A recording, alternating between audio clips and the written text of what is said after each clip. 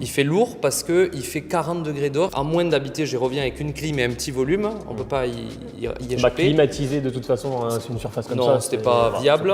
Bon, aujourd'hui je me suis chauffé à faire une petite vidéo un peu différente des autres, un peu sur le vif. Hier c'était dimanche et dimanche matin, comme d'habitude, on regarde toujours une petite vidéo avant de se lever. Je suis tombé sur une vidéo qui était plutôt sympa, qui présentait la maison de deux influenceurs, Déborah HDR et Paul Bernier. En gros, ils présentent leur maison, qui est vraiment un bien qui est atypique finalement, une très grande maison, on dirait un corps de ferme qu'ils ont retapé eux-mêmes. Donc c'est vraiment super charmant. Et ils en viennent donc du coup tout de suite dans la pièce principale, qui est une énorme pièce, un très grand volume avec beaucoup de hauteur sous plafond, très joli, et finalement qu'ils n'ont pas climatisé. Et j'ai trouvé super intéressant de me dire, je vais me baser sur cette vidéo pour voir un petit peu comment moi j'aurais réagi et qu'est-ce que j'aurais pu leur proposer pour climatiser finalement ce grand volume. On va commencer par regarder la vidéo ensemble, et puis après je vais commenter ça. On est dans le secteur toulousain, on est content de vous accueillir à la Grange. Et de vous faire découvrir pour ceux qui ne connaissent pas, qui l'ont jamais vu encore, notre belle maison. On est content, on est très fiers. Même si je pense que tout le monde est déjà tombé sur cette maison qui est juste incroyable, et je pense qu'on peut directement se diriger vers la partie que tout le monde a envie de voir. Bienvenue du coup dans la maison. Bon, est-ce qu'il y a besoin de dire waouh? C'est juste incroyable. Alors, est-ce que déjà vous pouvez nous parler un petit peu de ce projet? Qu'est-ce que c'est? Pourquoi? C'est quoi la genèse de ce projet? Pourquoi avoir acheté ça? Pourquoi s'être lancé dans un projet aussi conséquent? Moi, mon rêve était de rénover parce que j'avais vu sur les réseaux des belles bâtisses. Enfin, il y avait du charme, du potentiel, et moi j'adore tout ce que je voulais. J'ai dit à Paul, si on construit, il y a deux conditions. Je veux un toit cathédrale, pas forcément aussi haut qu'ici, mais et des fermes apparentes, même si c'était pas des fermes anciennes. Donc plus simple de trouver quand même sur de la réno que sur de la construction. Exactement, mais tu peux le faire. Mais voilà, je lui ai dit c'était ma condition. Est-ce qu'on parle tout de suite de sol? Alors moi, c'est ce que je dis toujours sur les réseaux quand on parle de béton ciré. Moi, c'était mon rêve parce que je trouve ça magnifique. Il n'y a pas de joint déjà. Ouais, tu arrives dans la maison, tu as une surface où en fait c'est linéaire. Je sais pas si c'est le mot, mais t'as rien quoi. Donc je trouve ça tellement beau, tellement sobre. C'est minimaliste, je sais pas comment expliquer. Les baies vitrées, ça apporte aussi de la chaleur, c'est génial. Mais l'été, comment ça se passe? Très bonne question. Alors, en étant transparent, première année, il a fait une chaleur de malade mental dehors. On avait des 40 degrés, etc. C'était chaud. Il fait pas frais dans le salon, ça serait mentir, c'est impossible. Il fait lourd parce qu'il fait 40 degrés dehors, et je veux dire n'importe quelle maison, à même d'avoir une clim, etc. Donc l'avantage qu'on a, c'était largement vivable, on dormait dans la chambre, ça allait très bien, tout s'est très bien passé sans clim. Pour votre confort de vie, pour très vous, bien. C'est voilà. Et en fait, l'avantage, c'est que vu qu'on a ces traversants, baies vitrées portes, le soir on a air, on ouvre et en fait on a vachement de courant d'air qui passe, ça permet de tu arrives à rafraîchir énormément la maison. Sauf quand il fait 40 degrés pendant 4 jours. Mais ça, je veux dire, les deux choses qu'on va faire en amélioration, c'est ventilateur de plafond. On en a un dans la chambre, vous verrez. Donc 2 gros ventilateurs de plafond ici pour brasser l'air et rideau thermique. Et en fait là en été, on devrait pouvoir avoir, je pense, on devrait arriver à aller chercher les 25 degrés. Rideau déjà, ça va énormément gagner, je pense. Et des clims aussi, on a dit dans peut-être les pièces les chambres, dodo quoi. Ok. Bon, déjà pour réagir, la première chose à laquelle il faut bien prendre en compte, si on veut parler de clim, ça va être l'énergie qui va rentrer, la chaleur. En pleine journée, quand on a beaucoup de soleil, là on voit qu'on est plein sud, la chaleur traverse les baies vitrées et vient directement cogner la dalle. Elle vient directement taper sur la dalle en béton. Et cette dalle en béton, en fait, elle va faire office de pile, elle va vraiment emmagasiner la chaleur, elle va créer beaucoup d'inertie. Étant donné que leurs murs ne sont pas isolés non plus, on a des murs qui sont bruts autour des baies vitrées et derrière la cheminée, quasiment toute la maison est brute, eh bien on va avoir aussi des murs du coup qui vont faire office un peu de pile, qui vont emmagasiner l'énergie, on a de l'inertie. Donc typiquement, cette config de maison fait que à la nuit tombée, eh bien on étouffe parce que l'énergie est rentrée, la chaleur elle est rentrée, mais elle sort plus. Donc ça devient infernal. Après, ce qu'il faut voir aussi, bien sûr, le volume, la surface.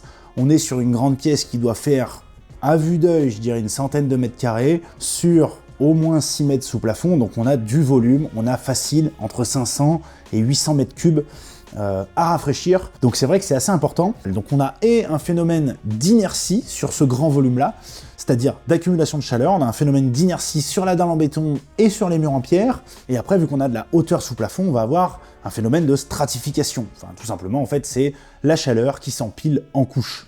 Ça veut dire que la chaleur rentre l'après-midi par les baies vitrées, qui fait un peu effet de serre, donc les rayons du soleil vont rentrer par la baie vitrée, ils vont plus sortir, ça va s'accumuler dans la dalle, et la chaleur va avoir tendance à remonter. Donc, quand on est au rez-de-chaussée, à hauteur d'homme, on a une certaine température, par exemple 30 degrés. Quand on est 1 mètre au-dessus, on a 31 degrés. La stratification, on dit qu'on a à peu près 1 degré par mètre. Donc sur un volume comme celui-ci, au R+1, donc en premier étage, on va avoir à peu près 5 degrés de plus, ce qui est quand même assez important. Donc si on a 30 en bas, on a 35 en haut, si on a 35 en bas, on a 40 en haut. Il parle de 3 idées qui vont être de mettre un déstratificateur, donc ventilateur de plafond, ça va être un énorme ventilateur qu'on va mettre tout en haut, qui va tourner tout doucement et qui va avoir tendance à brasser l'air tout doucement vers le sol, il va déstratifier la chaleur. Alors le déstratificateur, c'est pas vraiment une bonne idée pour du rafraîchissement. Pourquoi? Parce que justement, le phénomène de stratification fait qu'on va avoir la chaleur qui va monter, qui va rester en partie haute de la bâtisse. Si on applique un déstratificateur, eh ben on a plutôt tendance à brasser la chaleur, la faire redescendre. Ça peut être bien pour faire circuler l'air, mais en réalité, ça va pas du tout rafraîchir. Ça peut peut-être même amplifier la sensation de chaleur. Le déstratificateur, il va être par contre très bien en chauffage, justement, avec un plancher chauffant aussi. Pourquoi? Parce qu'on va vraiment chauffer le sol, et pour éviter que ça s'accumule trop en partie haute, et ben on va avoir tendance à déstratifier. Donc ça peut être cool, ça marche super bien avec une cheminée, bien sûr, parce que ça va vraiment aider à brasser l'air, et ça va super bien marcher avec un plancher chauffant, mais sur du chauffage. Il propose aussi de mettre des rideaux thermiques. Le rideau thermique, c'est sûr que oui, ça va aider. Alors le rideau, s'il n'est pas collé, en fait, si c'est pas un film qui est collé sur la vitre, ça sert à rien. Parce que si on met un rideau après la vitre, bah finalement, les rayons du soleil traversent la vitre, et donc ça refait l'effet de serre un peu, hein, donc la chaleur va rentrer, et elle va rester. Donc si on veut vraiment couper la chaleur, il faut vraiment coller un film sur la vitre. Mais bon, quand on a un salon comme ça, qu'on a des aussi belles baies vitrées, c'est quand même dommage de gâcher le paysage avec un rideau thermique, faut dire ce qui est. Maintenant, en solution de rafraîchissement pur, on est en droit aussi de se poser la question de pourquoi ils n'utilisent pas leur plancher en réversible, donc c'est-à-dire leur pompe à chaleur qu'ils ont déjà en réversible, et produire de l'eau froide pour rafraîchir le sol directement. En fait, le problème du plancher rafraîchissant, ça va être et de rafraîchir directement le sol, donc on va avoir du mal à aller chercher la chaleur, et en plus de ça, on va avoir un problème, c'est qu'on va pas pouvoir avoir un gros écart entre la température du sol et la température ambiante. Si on a un gros écart, on risque d'avoir de la condensation en fait. Si le sol est trop froid, si vous envoyez de l'eau à 18 degrés alors que votre maison est à 27 ou 30, eh bien il y a un tel écart de température que l'air au contact du sol va se condenser, donc ça va faire des flaques d'eau. Donc vous allez être limité par cet écart de température, et donc si vous ne ventilez pas une surface qui est rafraîchie, vous ne captez pas la chaleur ambiante. Donc un plancher rafraîchissant, c'est du statique, c'est au sol en partie basse, c'est mécanique, ça ne peut pas fonctionner très bien. Ça peut fonctionner un petit peu dans des maisons récentes, genre RT 2012 ou RE 2020. Pourquoi? Parce que c'est des maisons qui sont très bien isolées, on n'a pas comme ici une énorme inertie à l'intérieur, c'est-à-dire qu'on n'a pas de mur en pierre, on est directement sur du placo avec une isolation en périphérie et au plafond, et le sol va avoir une petite inertie. Donc si on a un plancher rafraîchissant, ce qu'on va faire, c'est qu'on va pouvoir empêcher la dalle d'accumuler de la chaleur. Donc le plancher rafraîchissant, pour que ça marche, il faut le laisser toute la journée allumé. En fait, il faut empêcher à la pièce de monter en température, mais on ne pourra pas la faire descendre, donc très peu. Donc dans leur cas, ça va vraiment pas bien marcher, ou alors très peu. Par contre, un plancher rafraîchissant qui est couplé à un déstratificateur, ça marchera un peu mieux quand même, c'est vrai, parce qu'on va avoir tendance à brasser l'air, on va avoir une circulation, mais je pense qu'on sera quand même limité. On va être obligé de faire tourner le destrat toute la journée, le plancher rafraîchissant à fond toute la journée, pour arriver le soir avec une température qui est pas vraiment hyper fraîche, quoi. Donc en fait, en solution de rafraîchissement pur, on va avoir deux systèmes de pompe à chaleur, donc Mural et gainable, qui vont être capables de puiser l'énergie dans la pièce et de la mettre directement à l'extérieur, ou alors un autre système qui se veut un peu plus écolo, le puits canadien. Donc le principe du puits canadien, ça va être d'enterrer une gaine suffisamment profond, donc environ 3 mètres, sur suffisamment de longueur, finalement, pour avoir une espèce d'échangeur, pour pouvoir aspirer de l'air dans la maison à travers la gaine et faire circuler de l'air du coup depuis l'extérieur sur les 30 mètres et rafraîchir cet air avant de l'insérer dans la maison. Il faut savoir que le sol, si on va chercher suffisamment profond, on va avoir une température qui va être relativement stable toute l'année. Sur le papier, c'est pas mal. Dans la réalité, c'est très limité. Pourquoi? Parce que, je viens de le dire, on est sur une gaine en 160, on va avoir un débit d'air qui va être finalement pas énorme, donc on va avoir un apport d'énergie qui va être très limité. Pour avoir un minimum de résultats, en fait, il faut une maison qui est très bien isolée, parce que vu qu'on n'a pas beaucoup d'énergie qui est apportée du sol, eh bien, il faut arriver à la conserver, elle est précieuse. Donc, quand on a beaucoup de baies vitrées plein sud, quand on a des murs en pierre qui sont magnifiques, mais qui sont hyper exposés, donc avec zéro isolation, eh bien, et puis quand on a un toit qui est cathédral, enfin, en gros, quand on a un toit on a mis les poutres apparentes et autres, ça veut dire qu'on a très peu d'isolant sous les rampants. En fait, on a une maison qui est une énorme passoire thermique. Et donc, toutes les solutions qui sont écolo, machin, c'est un peu compliqué d'avoir du résultat, hein, parce que on va avoir du coup beaucoup d'énergie qui s'accumule dans les murs et dans la dalle. Le puits canadien, du coup, il peut s'avérer très intéressant pour les périodes de grand froid et de grosse chaleur. Pourquoi? Parce que du coup, s'il fait 40 dehors, on arrive à choper de l'air à 10, et s'il fait moins 5, moins 10, on va arriver à choper de l'air aussi à 10 degrés. Donc on arrive à intégrer de l'air gratos, assez tempéré. Par contre, le puits canadien, c'est aussi se tirer une balle dans le pied. Pourquoi? Parce qu'en intersaison, le problème, c'est que comme en début de printemps, par exemple, le matin, il fait vachement frais, et puis l'après-midi, il fait tiède. Et du coup, le puits canadien, on peut vite se retrouver à injecter de l'air frais, alors que finalement, on aurait pu prendre de l'air tiède en début d'après-midi. Donc, le puits canadien, il est intéressant en période de grand froid et de grosse chaleur, mais il n'est pas très intéressant au printemps et à l'automne. Donc si on fait sa moyenne, eh ben, je suis désolé de vous annoncer qu'on va avoir des rendements qui sont médiocres, voire moins bons qu'une VMC double flux traditionnelle. Donc en solution de rafraîchissement pur, les seules solutions qu'on a qui sont vraiment efficaces, ça va être la pompe à chaleur RR, donc que ce soit Mural ou Gainam. Ici, sur un grand volume comme celui-ci, il est vraiment très joli, mais du coup on n'a pas beaucoup d'espace de disponible, et je peux comprendre qu'ils n'aient pas envie d'avoir un énorme split sur le mur en plein milieu du salon. On va avoir que du coup les deux solutions que j'expliquais tout à l'heure à étudier. Donc ou le gainable, c'est-à-dire qu'on va avoir un appareil qui est caché et on va juste arriver à mettre des diffuseurs quelque part, mais là il va falloir être très ingénieux pour que ça fonctionne comme il faut, ou alors un appareil mural. Pour le gainable, sur toute la partie salon, de ce que je vois, on doit avoir aucun espace. On voit qu'au-dessus du salon, on a des chambres, donc ça se voit que c'est tout de suite habité.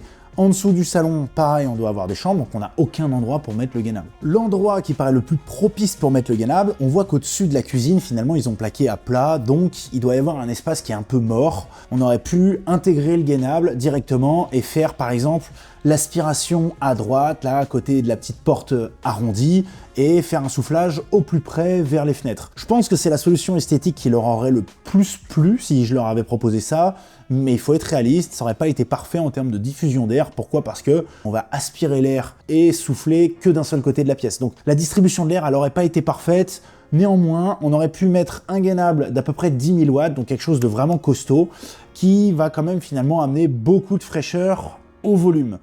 Et là, on a quand même quelque chose de très intéressant. Autre solution, mais quand même plus technique, plus coûteuse, on peut envisager de faire quelque chose d'un peu industriel qui colle quand même bien au look de la maison, avec par exemple de la gaine un peu style cuivre ou des choses comme ça, et passer au plafond avec des diffuseurs. Mais la problématique avec ce genre de système, c'est quand même qu'il ne faut pas oublier que les gaines doivent être isolées en climatisation. On ne peut pas mettre de la gaine brute pour de la clim, on peut mettre de la gaine brute pour du chauffage, parce que finalement, la différence de température entre l'intérieur de la gaine et l'extérieur, donc l'environnement, elle n'est pas très grave, on n'a pas de risque de condensation.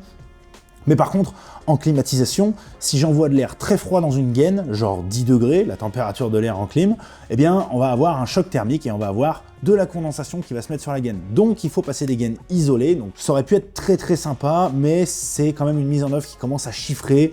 Et ça se voit, alors à mon avis, je pense pas que ce soit la solution qu'ils auraient retenue. Autre solution qui, à mon avis, aurait fait tout son sens, ça aurait été de partir sur tout simplement un appareil mural, standard et discret, au-dessus de la porte justement qui est arrondie ou au-dessus de la cuisine. L'avantage de l'appareil mural par rapport au système gainable que j'aurais proposé initialement, c'est qu'on va pouvoir mettre l'appareil suffisamment haut pour aller casser justement cette stratification de chaleur, pour aller absorber la chaleur au plus haut, et détruire finalement la chaleur là où elle est stockée, donc en partie haute de la pièce. Et donc on va avoir quelque chose d'efficace, on n'aura pas de courant d'air sur soi, on a un appareil mural qui va souffler loin, donc qui va vraiment avoir un impact sensiblement efficace, et en plus de ça, on est face aux chambres. Donc si on éventualisait un appareil mural, on pourrait partir sur tout de suite au moins un 7000 watts. Sachez que sur un très grand volume, vous n'êtes pas obligé de respecter le 100 watts par mètre carré si vous voulez juste casser la chaleur qui s'est accumulée dans la maison avant d'aller vous coucher. En clair, si vous voulez bien faire les choses, partez sur au moins 100 watts du mètre carré pour le volume. Ça va vous permettre de pouvoir tenir 22, 23, même en journée, sans rideau, sans rien. Hein. Donc si on a 100 mètres carrés, on met au moins 10 kW.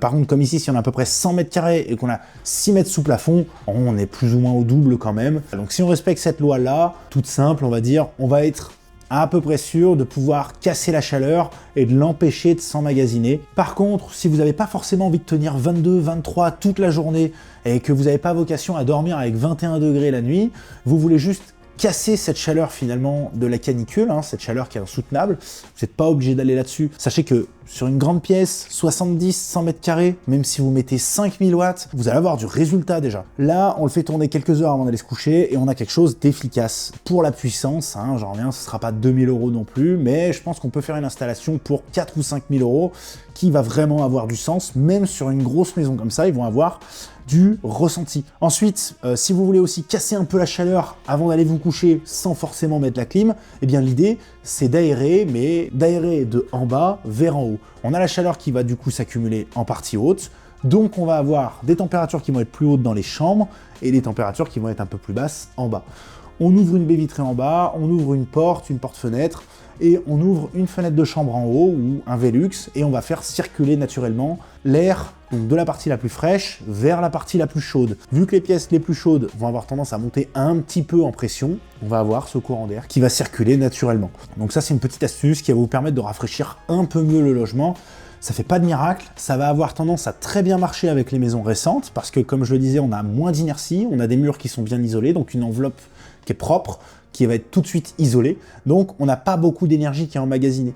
Dans les maisons qui sont récentes, on a aussi beaucoup l'impression de suffoquer, mais on a moins d'inertie. Donc c'est plus facile de casser cette chaleur. On a besoin d'une clim moins puissante et on a besoin de moins aérer. Niveau chauffage, ça se passe comment du coup? Est-ce que ça vient par le sol? Je vois juste derrière, il y a un insert à bois. On a mis un chauffage au sol, parce qu'on se posait la question, on a quand même jusqu'à 7 mètres au fêtage, là-haut, de hauteur.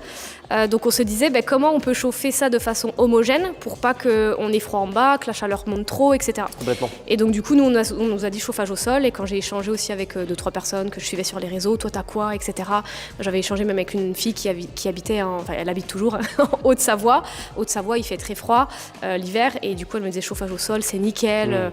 Donc du coup, c'était vraiment le chauffage sur lequel fallait partir. On a une pompe à chaleur RO, si je dis pas de bêtises, et du coup forcément ça c'est quelque chose qui aujourd'hui, c'est mieux, tu sais, pour... En qualité, c'est un confort qui est assez... Parce que là, on marche en chaussettes, on n'a pas froid aux pieds. Voilà. C'est juste énorme. Et l'avantage, c'est que du coup, vu que la chaleur monte quand même... C'est ça, elle est toujours à hauteur. Elle est toujours à hauteur. Voilà, c'est toujours... Et elle ne va pas se stocker, contrairement à des radiateurs qui vont être fixes et qui vont rayonner avant que ça arrive à réchauffer le sol, c'est compliqué. Exactement. Là, au moins, il y a ce côté quand même chaleureux. Le seul moyen de chauffer une bâtisse aussi grande avec des volumes aussi grands, c'est chauffage au sol, c'est obligatoire. Ouais. Juste l'insert à bois. On a un insert à bois de 16 kg, donc c'est un gros insert à bois. Il faut imaginer que normalement c'est 1 kg par mètre par dizaine de mètres carrés. Sauf que nous on a l'équivalent de 3 maisons en volume d'air. Donc ça c'est un gros point positif quand il fait froid pendant longtemps, parce qu'en fait ce mur là n'est pas du tout isolé. Oui, effectivement, je voulais en parler parce que c'est du coup je pense un compromis qui a été choisi. Voilà, tout le monde nous a dit le pompe thermique machin. Alors faut le dire tout de suite les amis, si vous rénovez une grange et que vous voulez pas de pompe thermique, rénovez pas une grange, c'est impossible. Soit sinon vous refaites une maison dans la maison, mais ça n'a pas de sens. Ouais.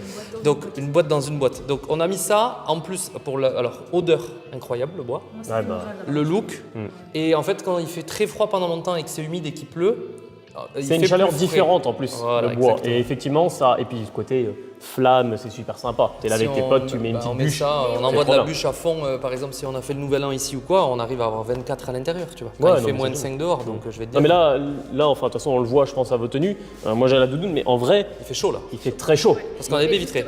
La cheminée, on l'allume pas tous les jours. Ah non. On l'allume vraiment quand on a des invités, parce qu'en haut, on verra, on vous montrera après, on n'a pas mis de chauffage. Il n'y a pas de chauffage en haut. Et la chaleur arrive à... La chaleur monte quand il y a des invités qui dorment, etc. Donc on l'allume quand il fait froid. Parce que s'il fait bon, il fera bon quand même en haut. L'été, quand il fait 30 degrés, on n'allume pas la cheminée, quoi. Mais après, s'il n'y a pas de soleil pendant longtemps, tout ça, s'il y a du soleil, tu le vois.